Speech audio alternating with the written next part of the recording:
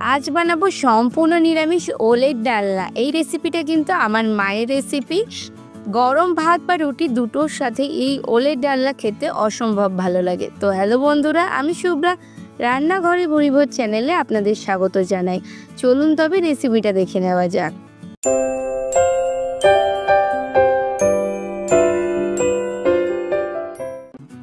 নিরামিষ ওলের ডালনা বানানোর জন্য এখানে আমি 400 গ্রাম ওল নিয়েছি আর চৌকো চৌকো করে ওলটাকে কেটে নিয়েছি।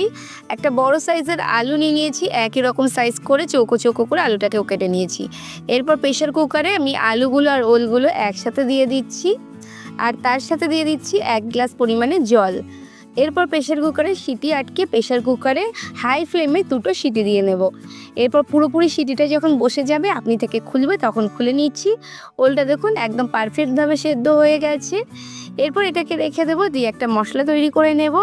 একটা মিক্সির জারে নিয়ে নিয়েছি 1 ইঞ্চি আদা, একটা মাঝারি সাইজের টমেটো, 5টা কাঁচা লঙ্কা, সমস্ত কিছু মিক্সিতে মিহি করে পেস্ট করে নিয়েছি। এরপর আরও একটা মশলার মিশ্রণ তৈরি করে নেব।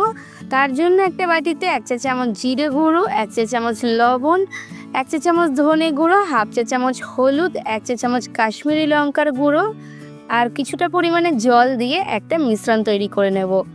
এইভাবে গুঁড়ো মশলা জলে গুলে রান্না করলে কিন্তু রান্নার স্বাদ অনেক বেশি ভালো হয়। এরপর মশলাটা তৈরি হয়ে গেছে, এটাকে সাইডে সরিয়ে রাখবো।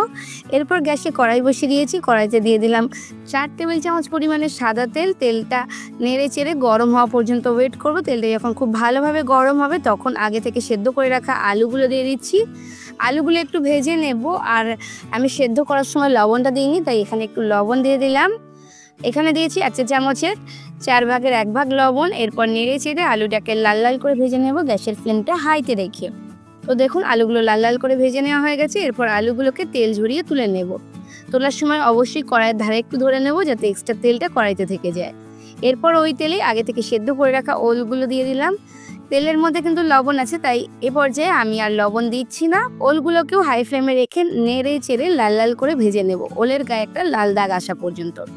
এরপর ওলগুলোকেও তেল ঝরিয়ে তুলে নেব, একটু কড়াইয়ের ধারে ধরে নিয়ে তুলবো যাতে এক্সট্রা তেলটা কড়াইতে থেকে যায়। কড়াইতে যে তেল আছে তাতে দিয়ে দিয়েছি আরও 2 টেবিল চামচ পরিমাণ সাদা তেল। তার মধ্যে দিয়ে দিয়েছি হাফ চা চামচ গোটা জিরে, একটা শুকনো লঙ্কা, একটা তেজপাতা ফোড়নটা 30 সেকেন্ড মতো নেড়ে নিয়ে আগে থেকে তৈরি করে রাখা মশলার পেস্টটা দিয়ে দিলাম, যেটাতে আদা, টমেটো আর কাঁচা লঙ্কা বেটে নিয়েছিলাম।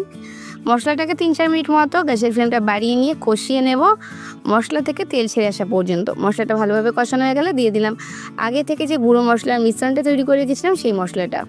একটু নেড়ে চেড়ে নিয়ে বাটিটা ধুয়ে 2 টেবিল চামচ পরিমাণে জলও এখানে অ্যাড করে দিচ্ছি। এরপর ভালোভাবে কষিয়ে নেব মশলাটাকে, মশলা থেকে তেল ছেড়ে আসা পর্যন্ত। তো দেখুন কষাতে কষাতে মশলা থেকে তেল ভাসতে শুরু করেছে। গ্যাসের ফ্লেমটা বাড়িয়ে দিয়ে 3-4 মিনিট মতো মশলাটাকে ভালোভাবে কষিয়ে নিয়েছি। এরপর ওই যে মিক্সি জারটা ছিল ওতে 3 টেবিল চামচ পরিমাণে কোরানো নারকেল নিয়ে মিক্সিতে একটু পেস্ট করে নিয়েছি বা একটু মিহি করে নিয়েছি, চাইলে এটা আপনারা বেটেও নিতে পারেন। এরপর ওই যে নারকেলের পেস্টটা সেটা এর মধ্যে দিয়ে দিলাম। নারকেলটা বেটে ব্যবহার করলে রান্নার স্বাদ অনেকটা ভালো হবে। এরপর ওই নারকেলটা দিয়ে আরও 2-3 মিনিট মতো কষিয়ে নিচ্ছি গ্যাসের ফ্লেমটা লোতে রেখে। এরপর ওই যে ভেজে রাখা সবজিগুলো ছিল ওল বা আলু সমস্ত কিছু একসাথে দিয়ে আবারও কষিয়ে নেব 3-4 মিনিট মতো। গ্যাসের ফ্লেমটা লোতে রেখে কষাবো। আর এর মধ্যে দিয়ে দিচ্ছি 1 চা চামচ পরিমাণে চিনি।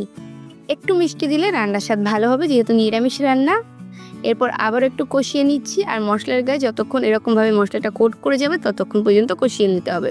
এরপর আমি অ্যাড করে দিচ্ছি 1.5 কাপ পরিমাণে উষ্ণ গরম জল। জলের পরিমাণটা একটু বেশি দিতে হবে যেহেতু ওল বেশ কিছুটা জল টানবে।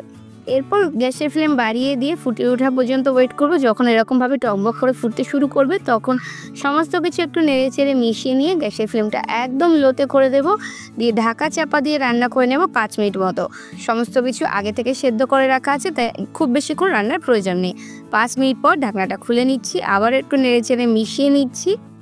আর একদম শেষে দিয়ে দেব 1 চা চামচের 3 ভাগের 1 ভাগ গরম মশলাটা দিয়েও একটু নেড়ে চেড়ে মিশিয়ে নিয়ে গ্যাসের ফ্লেমটা অফ করে দেব। দিয়ে এর মধ্যে দিয়ে দিচ্ছি হাফ চা চামচ পরিমাণে ঘিটা অপশনাল, চাইলে আপনারা নাও দিতে পারেন, তবে দিলে কিন্তু দারুণ লাগে ওলের ডালনাটা। এরপর ঢাকা চাপা দিয়ে গ্যাসের ফ্লেম অফ করে দিয়ে স্ট্যান্ডিং টাইম দিয়ে 5 থেকে 10 মিনিট পর গরম গরম সার্ভ করে দেবো। তো দেখুন ঝোলটা কিন্তু অনেকটাই টেনে গেছে। ওলে কিন্তু প্রথমে একটু ঝোল অবস্থায় রাখতে হবে, অনেকটা ঝোলই কিন্তু ওল টেনে নেয়। এরপর যখন এরকম গামাখা হয়ে যাবে তখন গরম গরম সার্ভ করে দেবো। ভাত রুটি দুটোর সাথেই ভালো লাগে। যারা ওল খেতে পছন্দ করেন না তারা একবার অবশ্যই ট্রাই করে দেখবেন। এই ওলের ডালনাটা কিন্তু দুর্দান্ত লাগে। আমার আজকের রেসিপিটা কেমন লাগলো অবশ্যই কমেন্টস করে জানাবেন। ভালো লাগলে লাইক শেয়ার করে অন্যদের দেখার সুযোগ করে দেবেন। ফেসবুক থেকে আমার রেসিপিটা দেখে থাকলে অবশ্যই পেজটা ফলো করে দেবেন। ইউটিউব থেকে দেখে থাকলে চ্যানেলটাকে সাবস্ক্রাইব করে পাশে থাকা বেল আইকনে ক্লিক করে দেবেন, যাতে পরবর্তীকালে চ্যানেলে যখন নতুন কোনো রেসিপির ভিডিও আপলোড করব সবার আগে আপনাদের ফোনে নোটিফিকেশান পৌঁছে যায়। আজকে পর্যন্তই, আবার আসবো অন্য কোনো দিন অন্য কোনো রেসিপি নিয়ে। ততক্ষণ ভালো থাকবেন, সুস্থ থাকবেন।